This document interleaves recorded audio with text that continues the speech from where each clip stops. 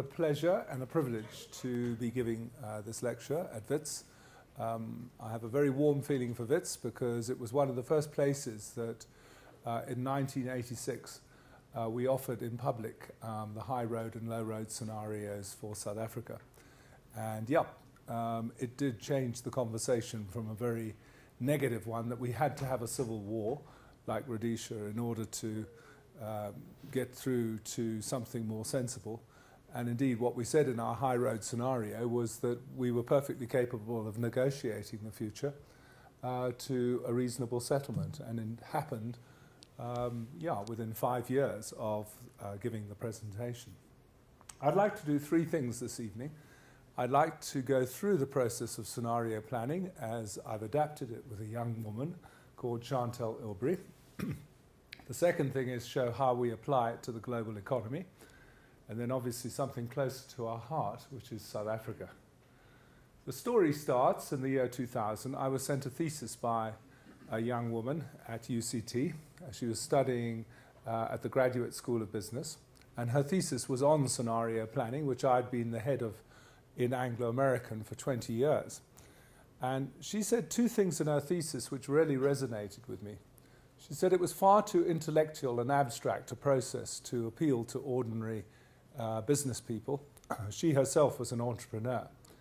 And she said you've got to somehow make it a more practical tool.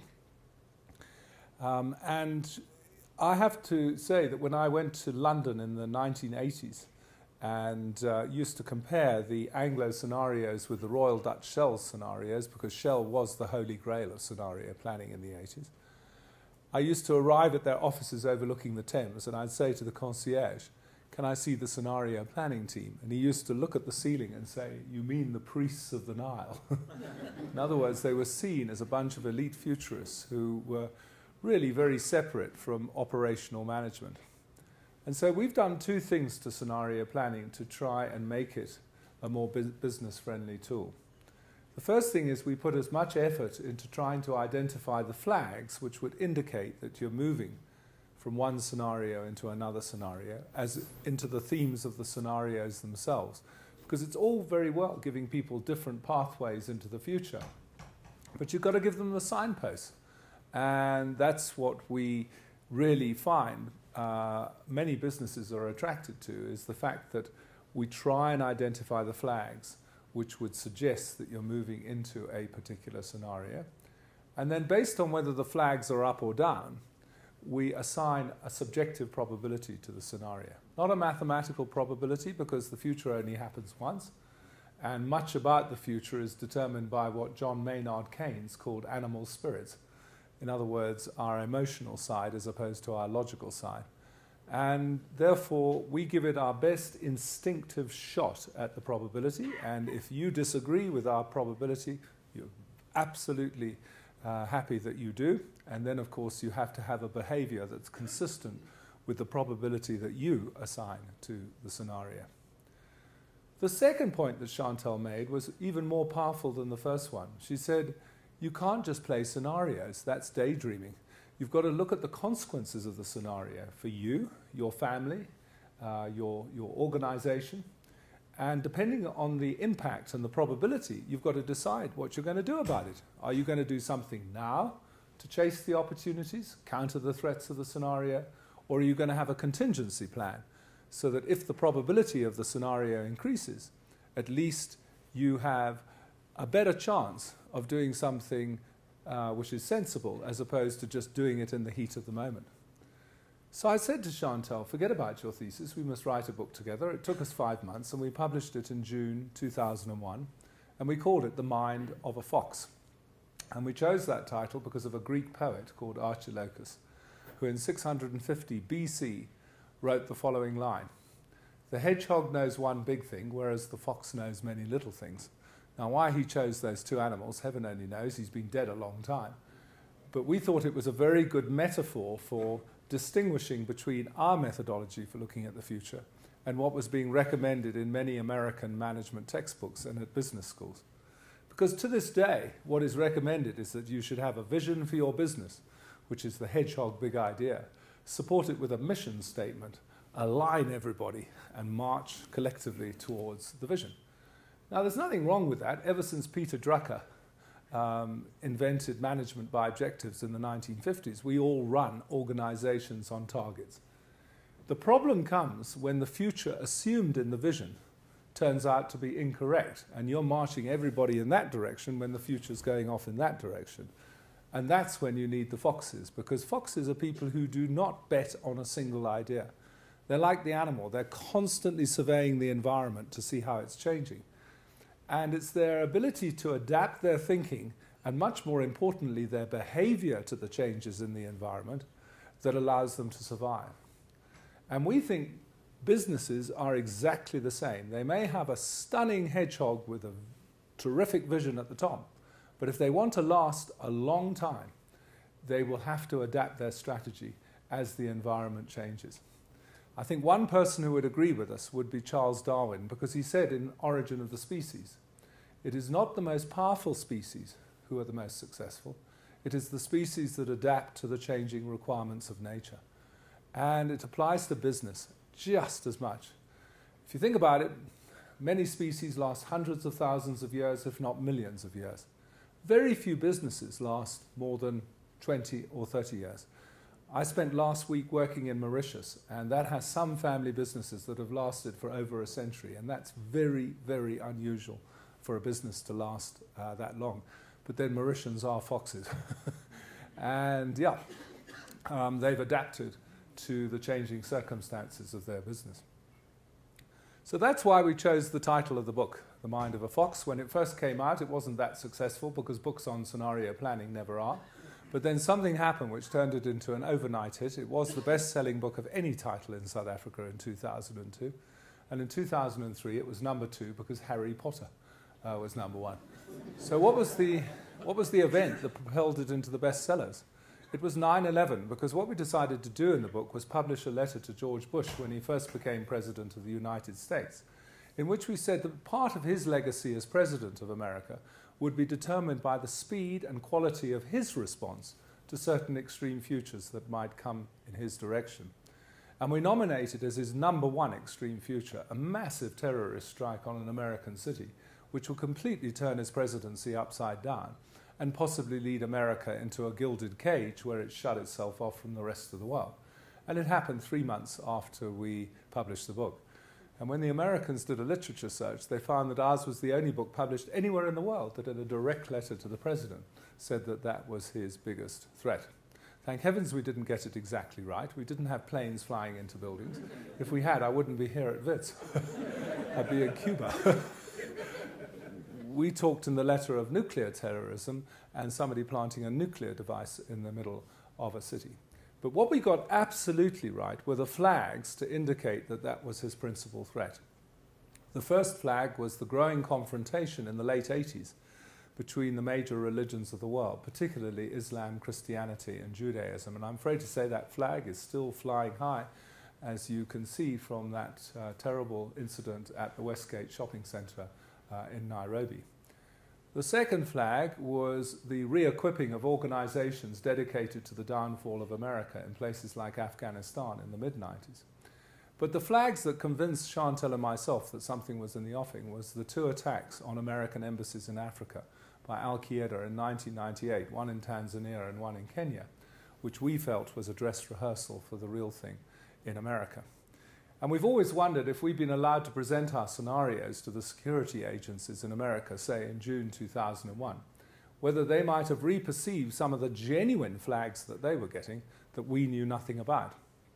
It came out in the congressional inquiry after 9/11 that there was a young woman in the FBI who went to her boss on 6 occasions and said, "Boss, there's a flying school down the road where Arabs are learning to take off but not land." Big clue. But it was ignored on the grounds that Arabs were too incompetent to attack Americans on American soil, which is precisely the kind of hedgehog assumption that foxes will interrogate by offering an alternative scenario. And if they'd actually followed up on that, they could have closed the whole operation down because 2 of the suicide pilots went to that school. So we couldn't have had our methodology verified in a more dramatic form than that. Our methodology overnight became a big hit in America. We became quite big celebrities. The White House bought 10 copies of our book. The only person to quote from it, and I'm not sure whether this is an asset or a liability, was Donald Rumsfeld during the Iraq War.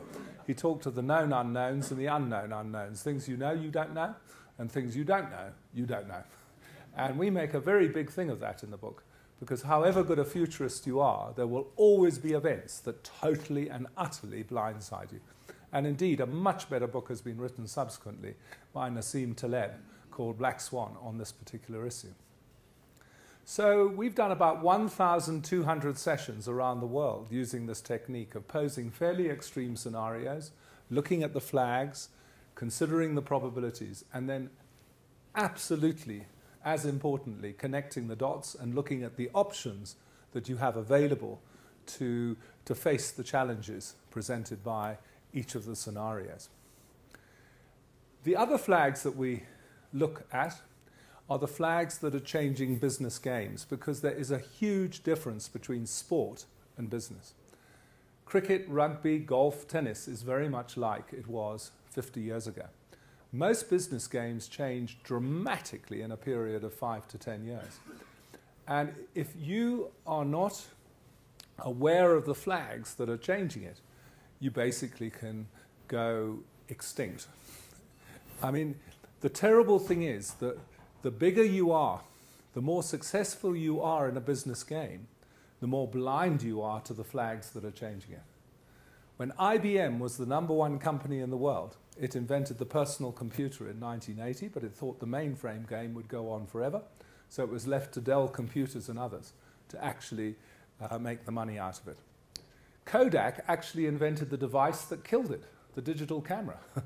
But they had so much money invested in the film camera that they didn't put the kind of subsequent commitment into this product. It was really developed by other people. And Kodak is now a shadow of its former self. There's no such thing nowadays as a Kodak moment. Gone. So, as one person the other day said, it's very difficult for an elephant to be a hedgehog. Not to be a fox, pardon me. Very easy to be a hedgehog, difficult to be a fox. Let me give you an example, though, of a company that was big and foxy. I was asked to facilitate a strategy session in London for one of the largest American credit card companies at the beginning of last year. And we had the session at the Carlton Club, a very posh gentleman's club in London. It was very funny because the American CEO arrived in jeans and he wasn't allowed through the front door. So he had to go through the kitchen. Anyway, we had Americans, we had Brits, and we had one Kenyan. And I was intrigued until the Kenyan spoke at the meeting.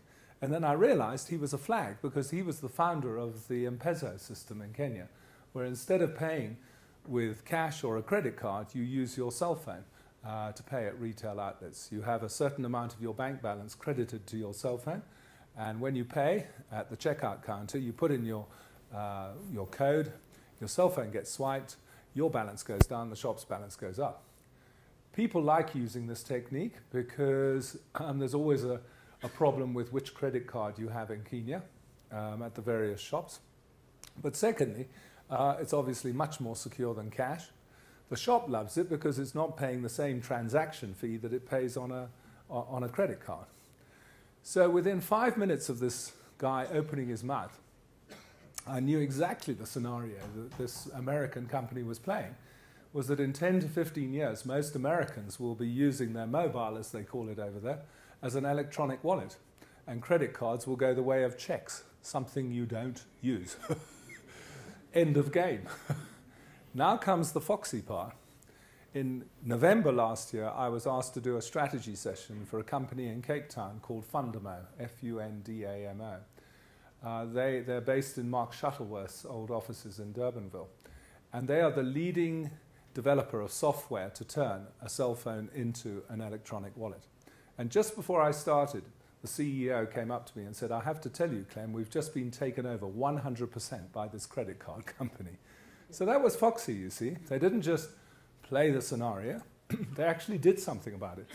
They've now got a a presence in the new game if it ever develops and threatens the old game of credit cards. So what are we saying to our global clients using this technique at the moment? Well, the first thing we do is we give what we call the megatrends, because you can't just consider different scenarios. You've got to look at the things which my mentor, Pierre Wack, called the predetermined elements, the things which apply under all scenarios, but which are definitely changing the game. And there are quite a few 21st century megatrends, but I want to just discuss three. The first one comes, interestingly, from Europe and Japan. And it is that we are entering a totally different period of mankind in terms of the aging of the world's population.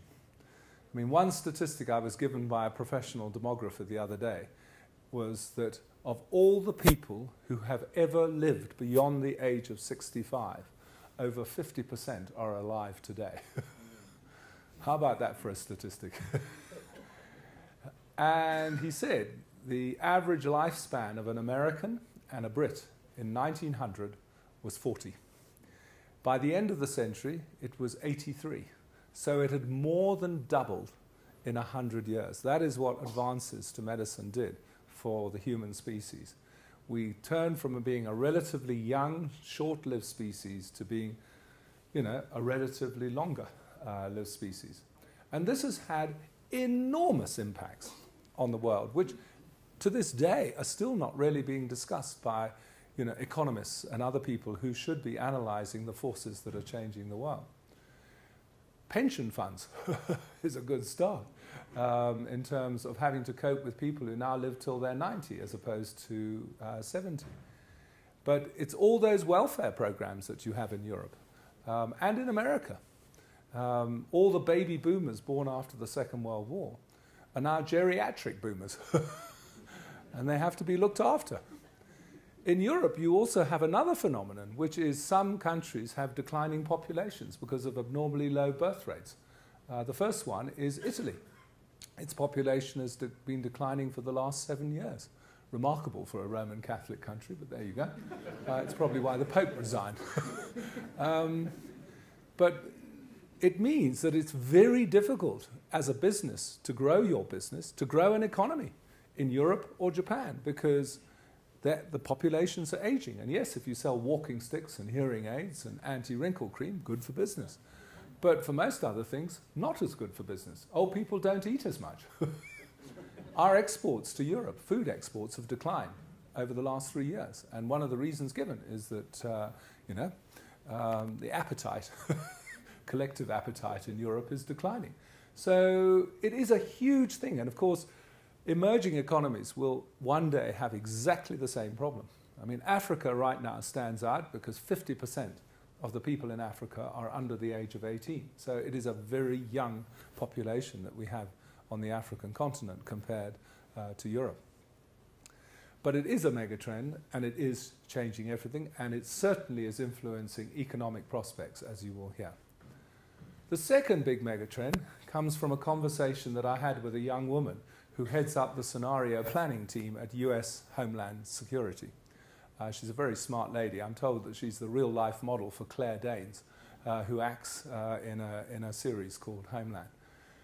But she was out here in South Africa at a function at the Michelangelo, at which I was also presenting, and we had lunch together. I said, it's not often that I talk to people who advise the US president of the threats to America. What do you tell him? The first one didn't come as a surprise. She said self-radicalization. The fact that in America you have religious zealots, you have nutcases who actually turn into killers, just like that. And as she said, there are no flags, Clem. They just turn, and you certainly can't protect yourself because then you're infringing people's personal freedoms in America. So it's a very difficult problem to contend with, and she said that before the bombings, the Boston Marathon bombings, as well as that terrible event that we had at the Sandy Hook Elementary School.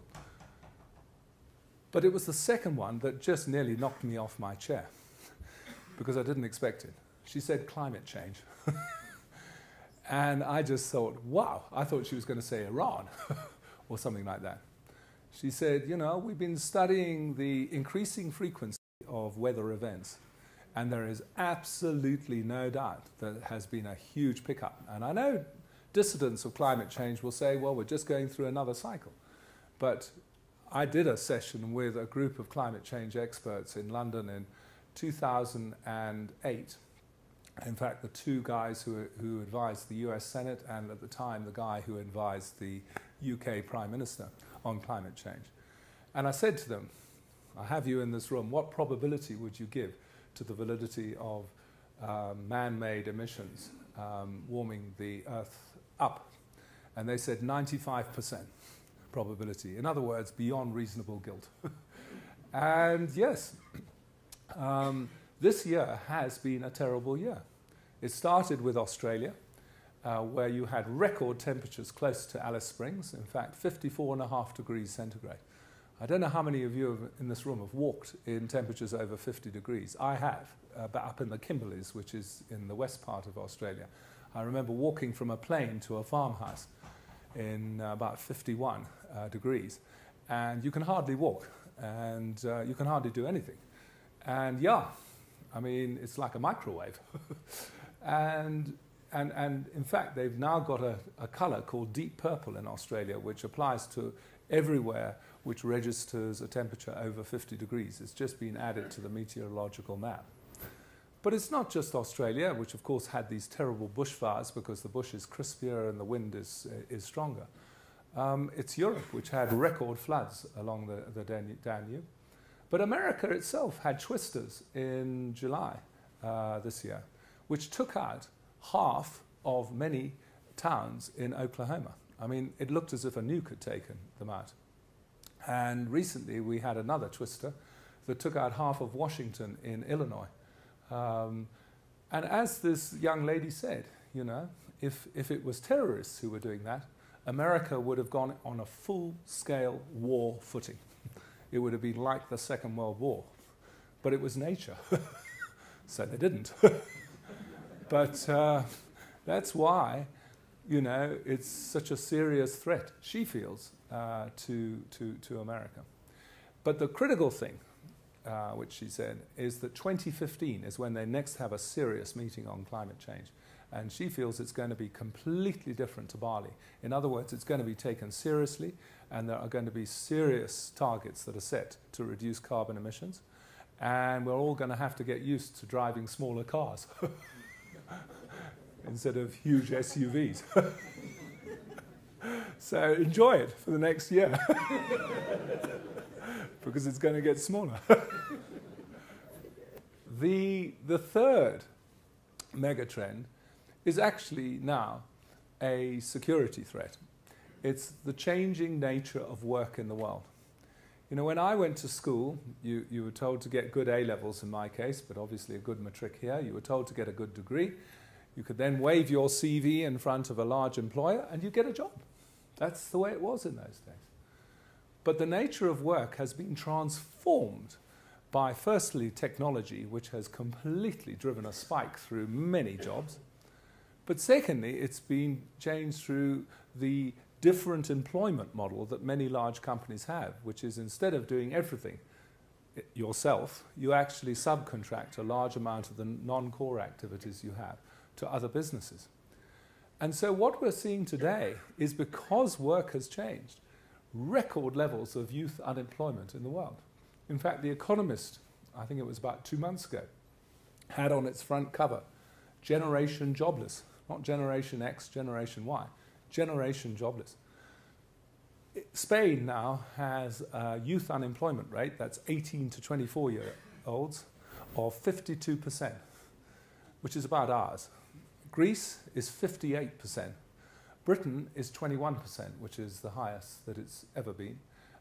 Germany is the only European country which basically still has a modest rate of around 7%.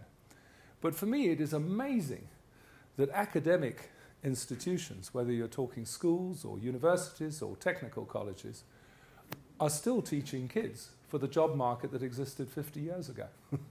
They're not teaching kids to create a job which is very different to finding a job. And yeah, I mean, I only know of one school here in South Africa that actually is teaching kids to be entrepreneurs. It's the Wickham Collegiate School for Girls in Pietermaritzburg. And yeah, we've got to change that. If you want to prepare kids for the world of today, you're going to have to start teaching them at some stage to run real businesses, create jobs for themselves. So against those megatrends, what are the scenarios that we're offering our global clients? The first one we call hard times. It's just flat, low growth scenario till 2020. It's not a double dip, it's not another crash, it's just low and flat. And that's because it doesn't really matter what the European Central Bank does. It doesn't matter what the Bank of Japan does. The overriding force, which is going to determine their medium-term prospects, is the aging of their population, and in certain cases, diminishing population. Even Japan's population is now declining. America is better off. It's got a younger population. It's still growing. The critical age group, 35 to 45 for consumer spending, is still growing rapidly in America. So we feel America will probably flatline in the 2 to 3% growth range, whereas Europe will be stuck in the 0 to 1% range along with Japan. So what do companies do to grow in hard times? Well, we've come across 3 strategies. Number one is innovation. You know, very few companies have what I call incentives for innovation. They may boast of a culture of innovation, but very few companies reward employees for coming up with bright ideas that actually change the prospects of a company. And the problem with that is that you then leave the innovation to one person like Apple. I mean, Steve Jobs was a fantastic innovator. He was a visionary hedgehog. And yeah, he came back to Apple, he transformed it, and we had hard times from 2008 to 2012, but Apple came up with all these new products of smartphones, iPads, mini iPads, and I'm afraid to say now that he's gone, they're losing their edge, and Samsung is inching ahead of them. And the thing about this is that to create a culture of innovation, it requires a totally different management style to what most companies have at the moment. And as I said, you've got to pay people if they come up with bright ideas. I mean, I remember in the 1920s, well, I was told this, obviously, in the 80s, that Anglo-American, my company, gave bonuses to geologists who discovered ore bodies. In fact, Sir Ernest gave a seriously large bonus to Hans Morensky for discovering the platinum reef. Now our geologists are not paid any bonuses. They're just part of the Patterson banding system like everybody else. So guess what? They don't find anything. So, no, but I'm making a serious point. If you want to know where the highest rate of discovery of deposits is in the world, it's junior exploration companies. Why? Because the people who find the deposit benefit hugely financially from finding those deposits. So that's the first thing. You've got to incentivize a culture of innovation in your business, then you can grow the business. The second thing is to live your brand. Not just have clever advertising in the papers or on TV, but to actually have rules of engagement between yourself and the public, or yourself and business customers, that live out the brand that you are and differentiate you from your competitors.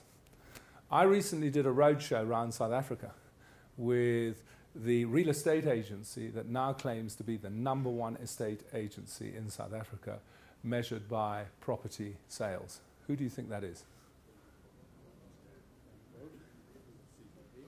Remax, absolutely. Remax is now #1. They weren't even here 15 years ago. But the reason is simple, is that the management of Remax are passionate about the rules of engagement between their franchised estate agents and the public who want to buy and sell houses. And yes, it's for many South Africans quite a yucky thing to live your brand. I mean, it's like being Avon products. But it works. It works. It convinces customers that you offer value for money.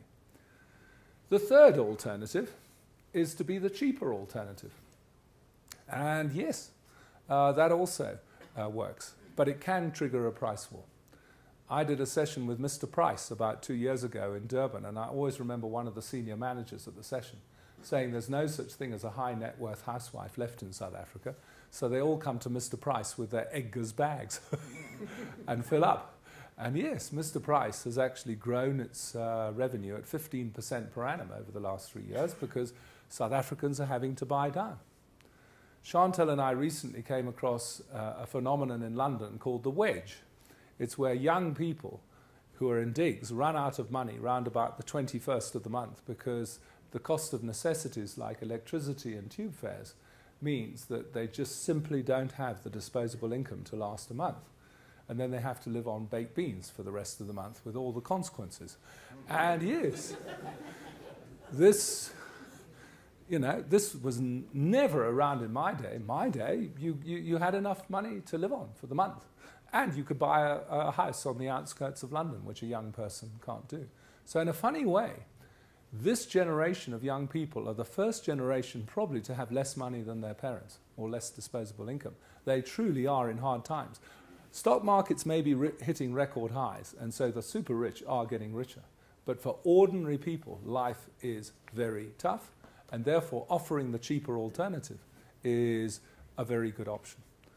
So you don't have to despair in hard times. You can have a strategy which can mean that your organization or business grows.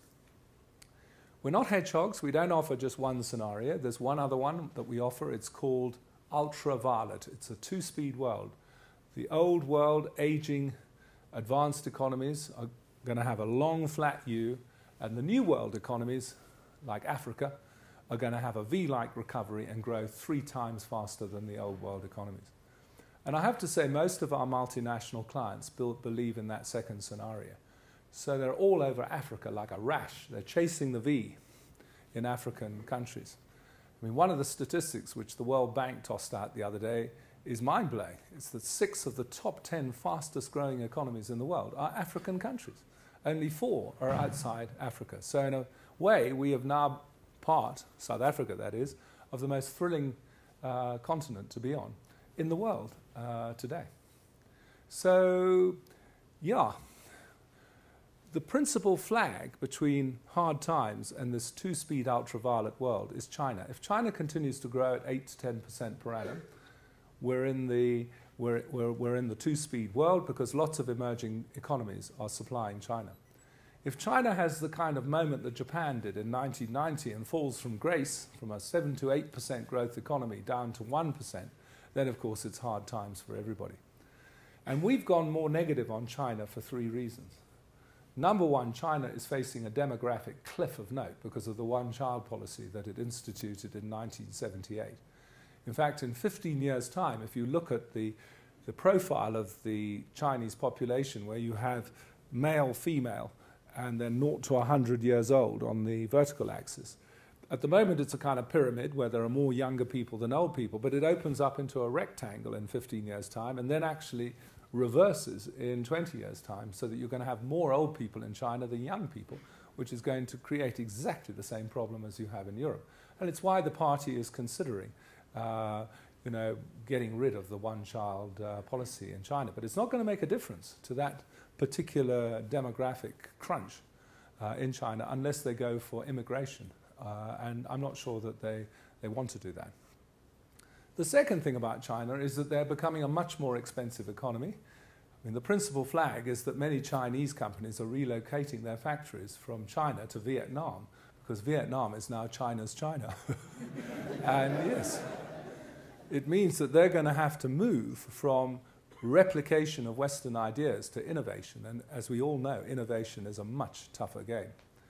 And thirdly, there's a lot of empty property in China, not in Shanghai and Beijing, but in a lot of the other cities of 15 to 20 million people, where municipalities borrow money from the banks, they build entire suburbs, and then people in the old days just moved in over time. And now they're not moving in. And so people are getting worried that there might be a property crash in China, and of course that would affect the banking system. So we give a 60% probability for hard times to 2020. We give a 40% probability to ultraviolet two-speed world. But we say to most businesses, bet on both. In other words, go for the cheaper alternative, go for something new, live your brand for hard times, but at the same time, chase the V in the emerging economies with the younger demographics. You can do both without any inconsistency. There's one other scenario that we have you should just keep in your back of your mind. It's an outside scenario, an outlier, I guess Malcolm Gladwell will call it. It's what we call forked lightning. It's where we had a crash in 2008, we've had a recovery, and now we have another massive crash. And we asked American fund managers, is it a viable scenario? And secondly, what are the flags that you watch? And they said it's absolutely viable, and there's one flag. It was amazing. We consulted 20 managers. They all came up with the same flag, which is the interest rate on US 10-year Treasury bonds. Because at the moment it's standing at 2.8%, but they said if it suddenly gets into the 4 to 5% range, that will spell really bad news in America. I mean, people forget that American debt right now is $17 trillion, and 2% means that the American government will be forking out an extra $340 billion on interest. So it'll just completely outweigh all the savings that they're trying to make in other areas. So when Ben Bernanke or his successor starts tapering off, removing that little zero interest rate tube from the patient, you'll find out. Because either the patient will get up and survive and walk out of ICU, or the patient won't. But the critical flag will be to see if interest rates suddenly rise. That will mean that that outside scenario suddenly becomes much more mainframe. What about South Africa against this fairly tough global environment? Well, we offer our South African clients 3 scenarios. The first one we call Premier League. We want to get across in that title that nations compete just as intensely as companies do, as soccer teams do. And indeed, there is a league table. It comes out of Switzerland every May. It's called the World Competitiveness Survey. It's done by the International Institute for Management Development. It lists 59 nations. And this year, in May, we were ranked 53 out of 59. We should rank 32 because we are the 32nd largest economy in the world, but we were 21 places lower because of policy uncertainty deterring foreigners from investing in South Africa. And I'm afraid to say that hasn't gone away. So as Chantal and I say, we're in the relegation zone of the Premier League. And there are 3 scenarios. The first is that we get our act together and we get back to the middle of the Premier League where we rightfully belong. We're the only African nation listed in the Premier League at the moment. The second is we don't get our act together and we decline peacefully and gracefully down into a scenario called second division. It's where the bulk of the third world lies. Poor but peaceful. And yes, companies will still make money in the second division, but for the government it'll be a very tough scenario because they won't get the same tax revenue that they got in the Premier League, just as they have to finance the National Development Plan and National Health Insurance. If the flag of violence goes up, we move into a completely different scenario called failed state. It's where we join the likes of Syria, Afghanistan, Iraq, Somalia, where people don't touch you with a barge pole because you're too unpredictable and you're too violent. Now, for a long time, we gave a 0 probability to that scenario because even with our high crime rate, we don't have the levels of violence that are going on in Syria at the moment. But because we have 4 subsidiary red flags and 1 tendency, which is a continuous red flag, we have raised the probability on a failed state. The first red flag is nationalisation, but we feel that flag is down because the ANC did kick the issue into touch at the Mangaung conference last December. It's emerging in a different form in some mining legislation, but we're prepared to say that flag is down. You have to remember that it is the principal platform of the EFF. So just keep that in mind. The second red flag is a clumsy implementation of national health insurance, which leads to a decline in private medical care, because I can assure you that will lead to another exodus of young talent from this country, because access to decent health care for themselves and their kids is very high on their list of priorities, and they'll get out if they don't have that. Again, we feel the flag is down because the Minister of Health is well aware of this, and he's in discussions with the major healthcare players to try and introduce NHI in a way that does not disrupt the private sector too much. The third flag is why we've raised the probability on a failed state. It's gagging the media. And as soon as the Protection of Information Bill was tabled in Parliament, we jumped the probability to 10% because it is so critical for South Africa to have an independent media, particularly given the fact that at the moment, by African standards, by places like Angola, our level of corruption, which everybody moans about, it's not too high. But if the media gets gagged, it will go through the roof. And although the bill has been sanitized, the tribunal is now a commission, and there are whistleblower clauses. You ask any journalist how they feel about this bill, and they feel very uncomfortable because they can go to jail for 25 years for being in possession of secret information, not even leaking it. And nobody's defined what a secret is. So something like a candler is on the front page, then it's off, and then it's on. So we're going to see if this bill is actually challenged in the Constitutional Court, but we're going to keep the probability at 10%. The last red flag is the most toxic of all, land grabs. Would you believe it, Chantal and I recently did a 2-day strategy workshop for ZANU-PF. We didn't fly up to Harare, we asked them to come down to Johannesburg, which they did, and we had a 2-day workshop over the weekend at the Saxon Hotel. Not shabby. We had cabinet ministers, we had senior civil servants, we had their top economists, and we had the deputy governor of the Reserve Bank. We didn't have Gona. And on the second day, one of the senior civil servants made a remark that made Chantal and me go, wow. He said, in retrospect, the land grabs were a mistake. He said, we had an economy growing at 7 to 8% per annum during the 90s. We were the fastest growing SADC economy as we liberalized it. And that first land invasion in around 98, 99, we didn't slow down, we hit the wall. And the Zim dollar went to zero against the US dollar. We imported hyperinflation, and we're only beginning to get out of the economic misery we created for ourselves. Well, I can assure you the same will happen to us. We will hit the wall if we have land invasions in this country. The rand will go straight through 100 to the dollar, to 1,000 against the dollar. So petrol prices will go through the roof. And yes, we will have the same kind of economic misery. We feel the flag is down at the moment, but we must keep it down. We must have a proper conversation between the commercial farmers, the emerging farmers, the government and the land bank, so that we really do institute a proper process of land reform, because it is a very emotional issue. We've certainly got to get that failure rate of 90% on land deals down to, say, 10%. The last red flag we call a tendency, because it's always there. It's like Japan is on an active part of the Earth's crust and therefore more likely to have an earthquake. This comes from 2 sessions I did, one with the American Embassy in Pretoria in late 2011 and the other with the British Embassy in early 2012. And I asked them both, did you foresee the Arab Spring? And they both said no. So I said, in retrospect, what were the flags you missed? And they gave me 3 flags.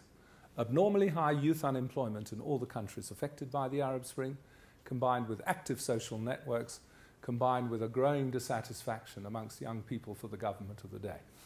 Guess what? We have all 3 right here in South Africa. So we are one random event away from our own version of an Arab Spring.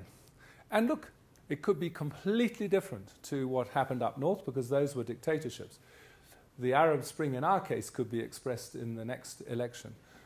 Say if the EFF got 20 or 25% of the vote. That would be our own version of an Arab Spring. And we do feel that the flag has gone up. It was Marikana, because it has changed many things, including what's going on in the sphere of labour. We're seeing a level of anarchy creeping in, which we've never seen before. We have it up in Rustenburg with the platinum mining industry. We all know about the Western Cape and the agricultural workers. But the critical one for us is the Medupi Power Station, which is the largest project in South Africa. Between the middle of December and the middle of April, there was no work on site at all because of continuing labour unrest. And recently they had another 3 weeks with no work on site. So we have jumped the probability on a failed state to 25%, which for us is highly significant, because we're natural optimists. I mean, we're not the kind of people who, are the glass half empty. We're the glass half full. But that's the whole point of the flags, is to remove the rosy tint from your spectacles. And it is now a possibility as opposed to a wild card, and therefore you have to consider your options. And we offer two options. The first one is look after yourself, keep your passport up to date. The soft option is export your money, the hard option is export yourself. But we don't recommend that option. We say put it on one side because it's the second option you should be exercising, which is help to keep the red flags down. So we challenge all our corporate clients in South Africa to say, how are you going to reduce youth unemployment in this country? Don't wait for the NDP commissioners to tell you. Don't wait for the ANC. What are you going to do to come to the party? Because in 15 years' time, if South Africa's a failed state, you won't have a market. Just talk to any Libyan or Egyptian company at the moment as to what's happened to their prospects as a result of all the chaos in those two countries. So corporate social responsibility actually becomes a central part of your strategy if you're thinking of your long-term interests. But we put it on one side with 25%. We're left with Premier League and Second Division. And we have three flags that we ask people to watch. The first flag is inclusive leadership. We looked at countries that have done well in the Premier League, and invariably they've had leaders who've brought the nation together as a coherent team. The one we always quote is Singapore. Lee Kuan Yew inherited a basket case after the Second World War. He was authoritarian. He put a huge emphasis on education, law and order. Singapore this year is ranked number 5 in the Premier League. I have to tell you, I recently had to do a session with the president of Botswana and the Economic Advisory Council there, and the other person who was presenting at that session was the ex-Prime Minister of Georgia. And I have to tell you, the one country in that region which has come out of nowhere to being one of the most sought-after investment destinations in Central Europe is Georgia. Again, because they put a huge emphasis on unifying the country. Here in South Africa, we did have a leader like that in Nelson Mandela. I mean, I had the privilege of seeing him for 5 hours in Victor Verster prison. And he blew me away with his inclusivity. And when he came out, he certainly never let me down as president. But what it critically means is that the 2014 election is important because we have to emerge as a more united country than a more divided country, because division will absolutely consign us to the Second Division.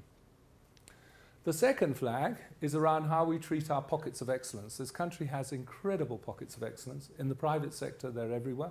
Government has a pocket of excellence, SARS. The South African Revenue Service is as good as any revenue collection agency anywhere in the world.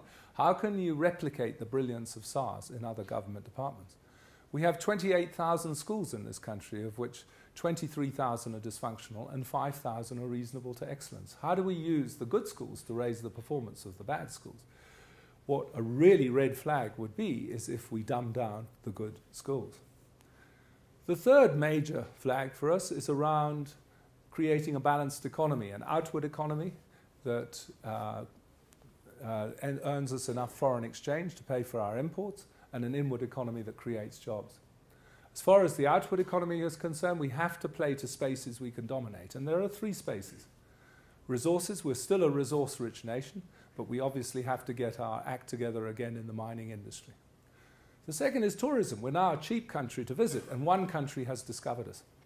I was on a packed 747 from Johannesburg to Cape Town the other day at lunchtime, and I was the only non-Chinese passenger. So it was obviously a very large party on their way from Beijing to see the penguins in Simonstown. So how can we become the destination of choice for people of the East? The third space is being the gateway into Africa. Here we are on the most economic, thrilling continent on earth. How can we position ourselves as the place where people should start chasing the V in Africa, like Walmart has done with its 51% acquisition of Massmart? On the inward economy, we have one flag. But if you remember anything from this presentation, it's this flag. It's our attitude to entrepreneurs. We looked at the 2 largest economies in the world, China and America. They can't be more different except for one thing. They both now respect their entrepreneurs in terms of influencing the prospects of those countries. In April 2006, I was asked to do a lecture at the Central Party School, which is the leadership academy for the Chinese Communist Party, just outside Beijing. And because so few foreigners go there, in fact, I was told I was only the third. The first was Mao Zedong's doctor, who was French, and followed him around. They couldn't remember the second, which slightly concerned me as the third. But after we talked about scenario planning and how they could road test their 5-year plans, because that's what they were interested in, is road testing their 5-year plans against different global scenarios, they showed me around the classrooms. And in every classroom, they'd taken down the slogans of Mao Zedong and replaced them with slogans of Deng Xiaoping. So even though Mao's portrait hangs in Tiananmen Square, the spiritual leader of the Chinese Communist Party is Deng, his successor. And so I said to one of the professors, why? He said, Deng taught us as a party to retreat from the economy and allow enough space for international and local entrepreneurs to move in, to create wealth for themselves, which we knew we would share in. At the time, they were the 100th ranked economy in the world. 100. They were in 1978.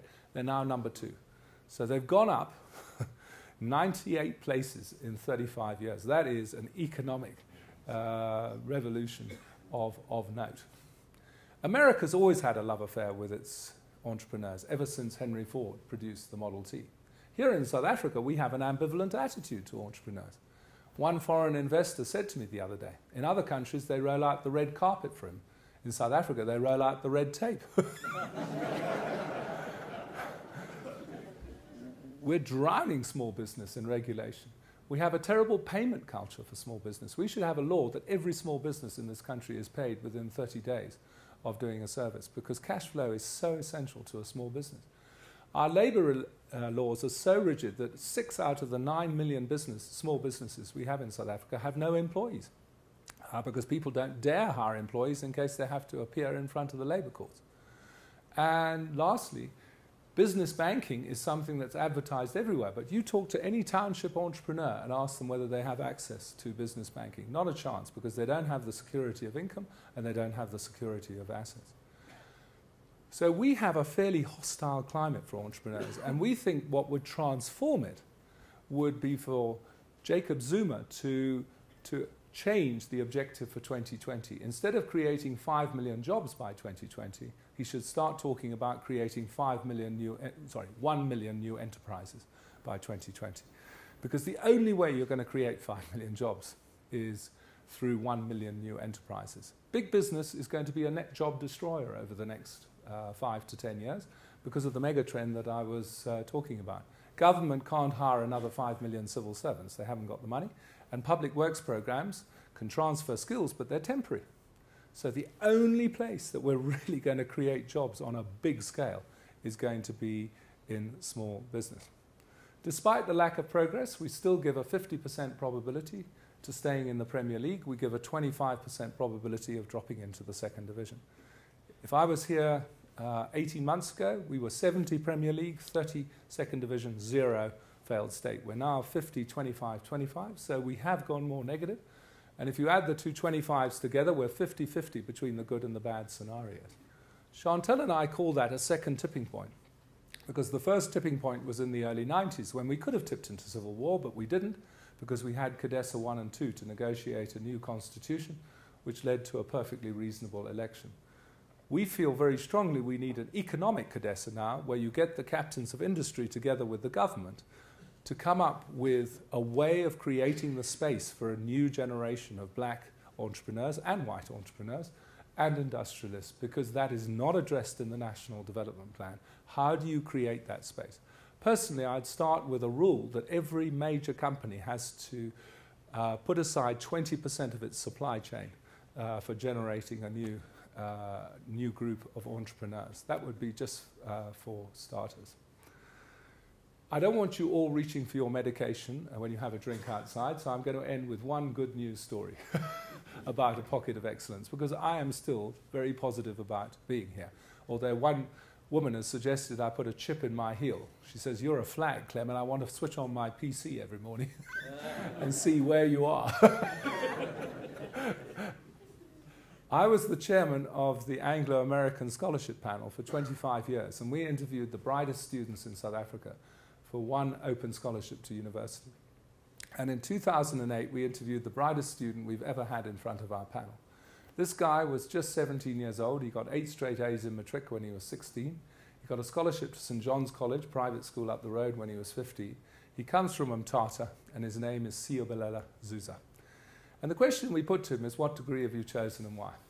He said, I've chosen chemical engineering at UCT, and the reason is I developed this passion for chemicals when I was 12 years old. I started mixing them in my mother's kitchen, causing minor explosions to our utter dismay. And then I focused on a project which was to create a rocket fuel that was more energy intensive than the stuff NASA uses to propel its rockets into outer space.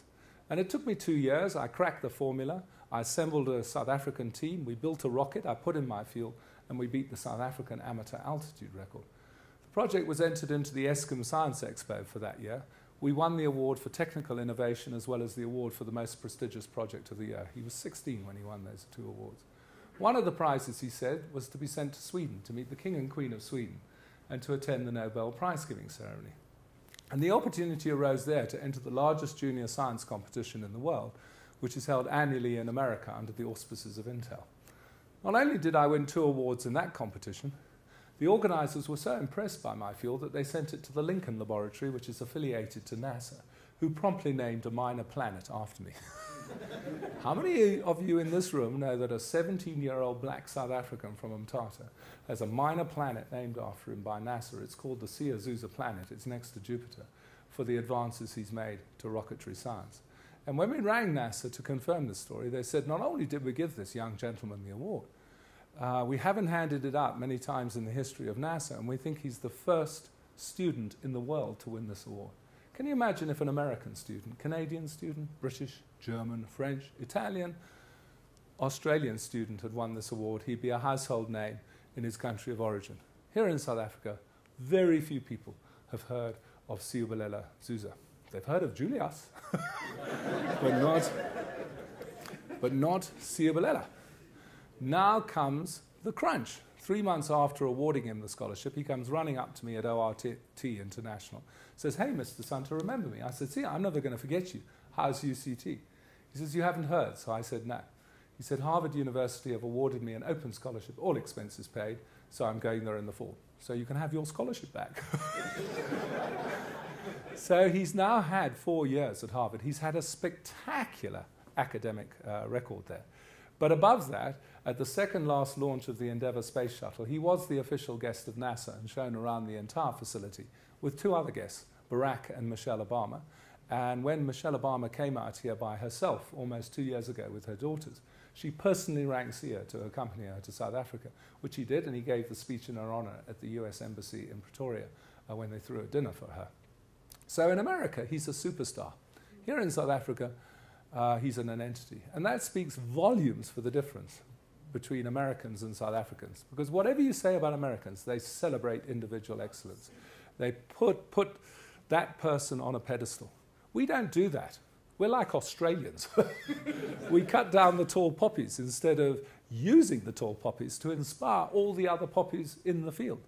One of my great heroes is Steve Biko, because he said it before anybody else did in the 70s. He said, handouts do not improve your self-esteem. Doing it for yourself does. And that is so true right now when we have 16 million people on handouts. Not good for our national self-esteem. We must turn as many of them into entrepreneurs doing their own thing as we can. If we achieve a success rate of 10%, that's 1.6 million new businesses. If they hire 1 person each, that's 3.2 million jobs. That, for me, is the way to go. So I hope I've entertained you tonight with this lecture. I hope that I've convinced you that some of you anyway should be foxy. If you're a hedgehog, get yourself some foxy advisors. It's a very, very popular methodology now around the world. We have a book called the Fox Trilogy, which summarizes, well, in fact, it's all 3 of our books that we've written on this methodology in one book. And we have a summary at the beginning telling the story of how we developed the method. We have a website called mindofafox.com, which we've just updated because we're very thrilled. We're now very popular in America because we got one posting in the middle of last year by a risk consultancy in Ohio, and it went viral. And so if you Google Mine Fox in the United States, we are number one. Number two is Megan Fox. And number three is Fox News. So we feel very, very good about that. I think that one of the reasons that Americans haven't come up with our methodology is they feel they're in control. We know we're not. So you look around like a fox to see how the environment is changing, and then you adapt your behavior. We naturally do that as South Africans. Americans have still got to learn about that because we are beginning to live in a post-American world where they certainly don't have the control that they had 30 or 40 years ago. The world economy is tough. It's tough. And you can grow your business, but then you have to adopt one of those strategies I talked about of something new, living your brand, or being the cheaper alternative. You've got to chase the V in all the economies with the younger demographics.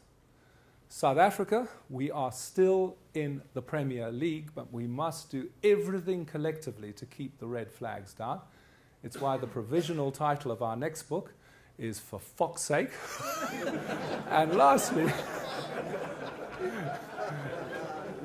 I'd like to leave you with a dedication for all of you in this room, and obviously the businesses you represent, and for the profession of mechanical engineering, which I have a son who's a mechanical engineer. May the fox be with you. Thank you.